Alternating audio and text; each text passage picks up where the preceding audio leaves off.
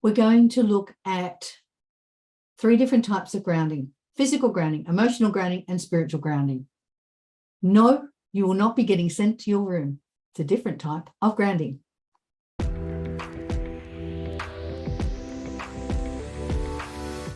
Welcome, welcome, welcome, wherever and whenever you are at this moment in time. My name is Janelle G, and welcome to my channel.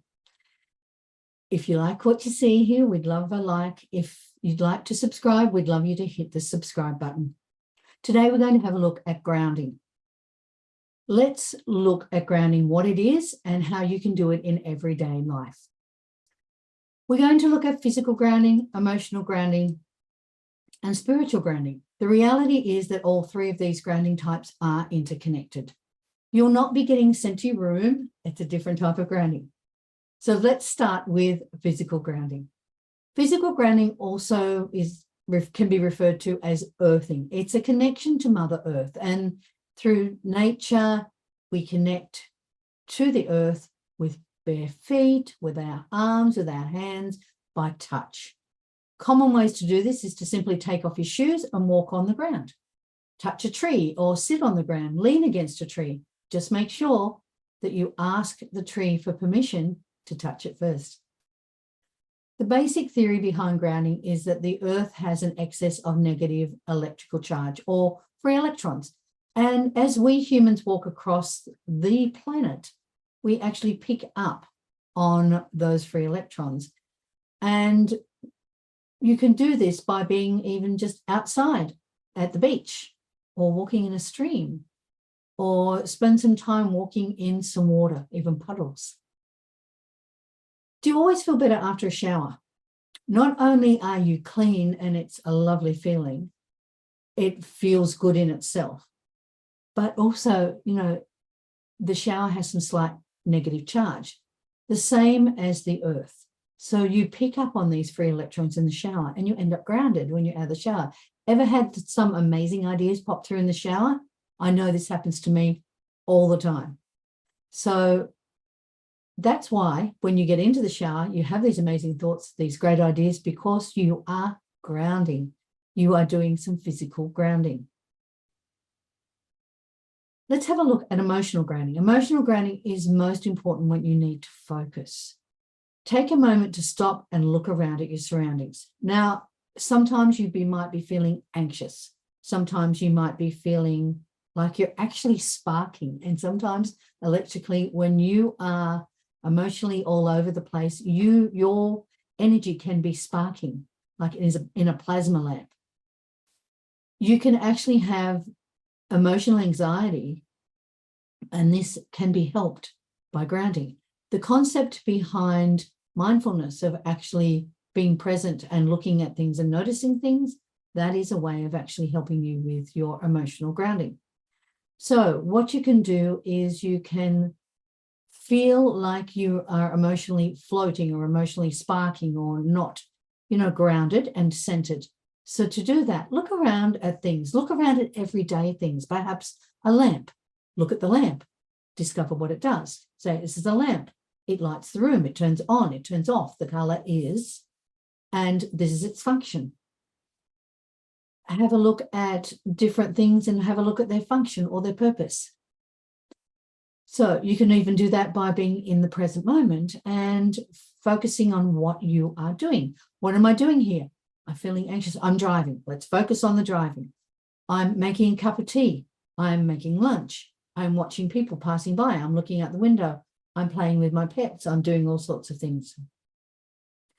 If you find that you have several things that you are doing and you are becoming anxious or sparking or ungrounded because you are also overwhelmed, then write down a list. If you make a mental list, sometimes that works. Otherwise, write down a list of things that will help you tackle these pesky tasks and focus on that. So emotional grounding is all about grounding into you, into your emotions, and bringing them back into a center point. You can bring them back into your heart chakra, if you like, into your central space, your heart. Bring them back into your body and focus your mind. Spiritual grounding is about the connection of you and your soul. whatever gifts you have that allow you to connect to the spiritual realm. Now, you'll find that grounding is quite essential when you're working with the spiritual realm. When you are actually doing spiritual work of any sort, you really should be grounded. So grounding yourself is a good way of bringing yourself back into your connection to your soul.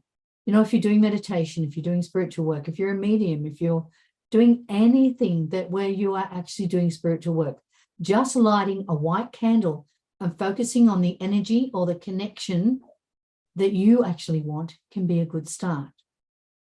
Now, keep in mind that physical grounding can also assist you with your spiritual grounding. So let's have a look at some tools now that you can actually use to ground. So we've looked at the 3 different ways to ground, or the 3 different types of grounding. Let's look at different ways and different tools we can use. Colors can help you with your grounding process.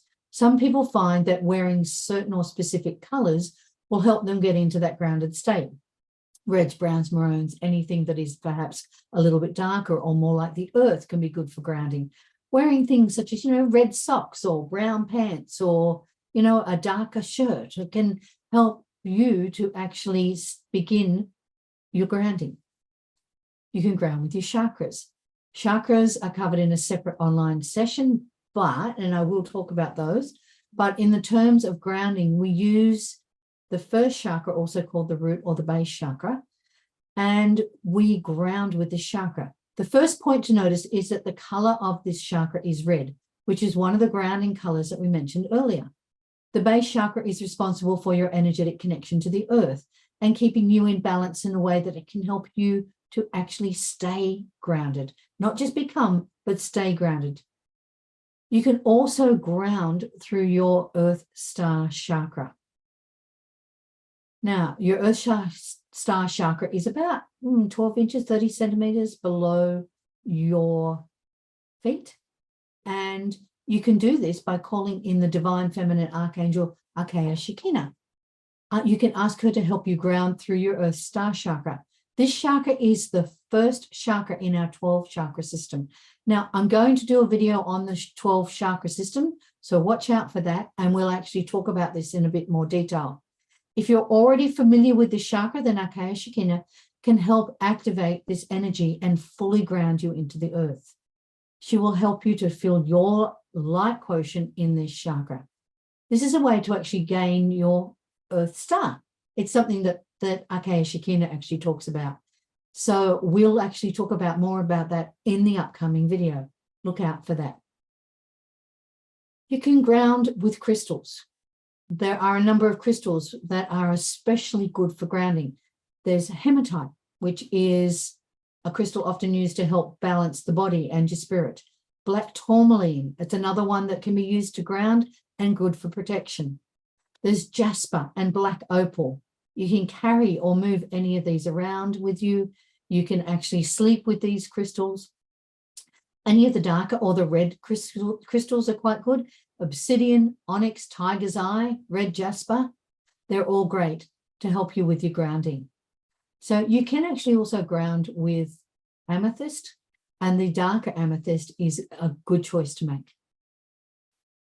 You can ground with essential oils. Essential oils are another tool that you can use for grounding. The specific oil you use is, again, a personal preference, although practitioners of essential oils will often guide you to the ones that are known to actually help you to ground.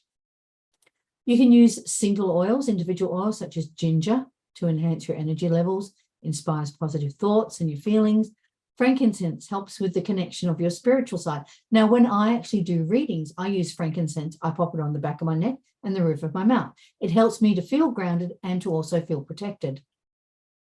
There's a focus blend that you can use of sandalwood, frankincense, and lime patchouli, lang lang, and a beautiful oil that actually comes together, which is, you can add in perhaps ginger. Chamomile is a great choice to ground you, and that is why chamomile tea is also so good and soothing. It is also grounding. Now, speaking of chamomile tea is a type of food, right? So generally, you'll find that root vegetables are good to help you ground. So grounding with food is achievable. You know, for example, if you've got young children and young children are seeming a little scattered and running around everywhere, then you can actually help them to do some grounding by using root vegetables, sweet potato, or even potato, or pumpkin, or anything that is a root vegetable like ginger, carrots, parsnips. They're a good choice here. You'll also find that anything that is a ground dweller vegetable or food, that is a good way to ground as well. Red fruits and vegetables such as apples, cherries, strawberries are also another good choice. Now, of course, you can ground with meditation. In short, just imagine that the roots of a tree are extending from your feet down through the floor into the ground below. If you are in a large building, you can imagine these roots following the electrical cables down to their grounding point outside. As you meditate, see all of your excess and negative energy flowing out through your feet, through the root or the base chakra, down through to the star chakra, if you like, and into the ground below. Then imagine a bright white light extending from your crown chakra on the top of your head up to source, and feel the bright white light filling you. That will help you to stay grounded. It will help you to ground during your meditation, before your meditation, after your meditation, and then while you're meditating, you are grounded. It is helping you to relax. Because honestly, if the goal of meditation is not to relax, it is often the end result. So grounding is a really good way to do this. A quick little story. I have my spiritual mentor often used to say to me when I would come to see her initially, make sure you are grounded, because when you walk in the door, sometimes I feel you sparking like a plasma lamp. And just ground before you come in. Stand, breathe, and ground. Now, of course, breathing, helping you deep breathing, that helps with grounding as well. When to ground? No time like the present. There will, however, be times when you need to just stop and ground yourself before you go any further with what you're doing. And you'll feel it. After a while, you'll recognize it. You'll go, oh, I need to ground. I know I recognize this in my husband a lot.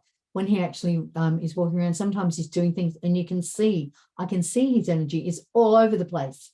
And at times it's like, will you just please stop and ground? And then he feels so much better. So if you're noticing somebody who is feeling a little bit out of whack, out of balance, then perhaps suggest that they try some of these grounding methods, because you'll find that it will actually work for them. It will help to settle them, to ground their energy. So in summary, grounding is not just physical. It's not just running on the grass with no shoes. When people discuss grounding, they often forget the other aspects of the grounding, not just the physical grounding. Does it work? Well, it always makes me feel good. And that is what we want in the end, isn't it? After all, that's the end goal. You know, try some grounding right now. Feeling good is the end goal, isn't it? Right? It's all about making our life better, more comfortable, more focused, and more grounded. Thanks for taking the time to watch this. Namaste, beautiful soul, and I will see you on the next video. Bye for now.